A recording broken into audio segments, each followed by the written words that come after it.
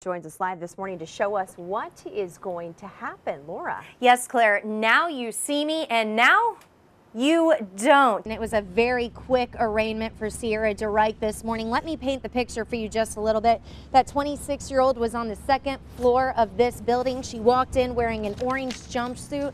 She had shackles on her wrists and her ankles. She said less than 10 words, and when she walked out, she made two very long looks to her parents who are there in support of her. And if you talk to the people who fly the most, we're talking about people who fly 4 or more times a year, they are overwhelmingly against this idea. 80% of them say, we don't want the guy sitting next to us talking on his phone the whole time. And after a full week of school was canceled, the teachers union and the school board came together over the weekend and reached a deal on those contracts. They are taking a wait and see approach today. So if you guys just wait a second, we're going to go ahead and let you see what is happening on Interstate 64 and Highway 141. Do you see what I did right there with the wait and see?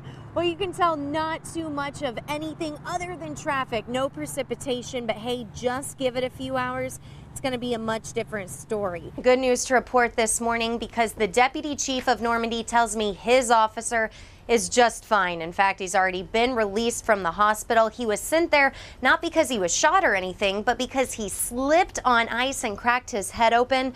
But police say they are still on the lookout for 4 suspects. If you do a quick mental inventory of all the light bulbs in your house, I'm sure you have a couple like this. This is a 60-watt bulb, and this and its partner, the 40-watt bulb, are the 2 most popular used bulbs in the entire country. Laura Hettiger has been following this case since it broke in early September. Laura, there's a lot coming out in this case, huh?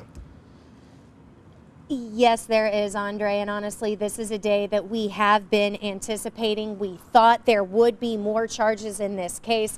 Every week since it came out in September, I have been calling officials here, and then yesterday afternoon, just everything took off. That is when News 4 confirmed that this woman, Sierra DeRike, had been arrested by Effingham County and Illinois State Police investigators for obstruction of justice charges. It was just 3 hours after she pled guilty to a drug charge in nearby Shelby County.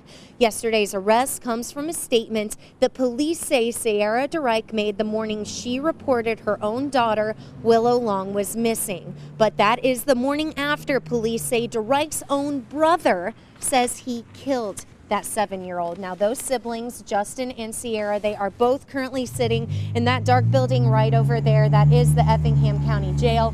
Justin faces 3 first-degree murder charges for Willow's death.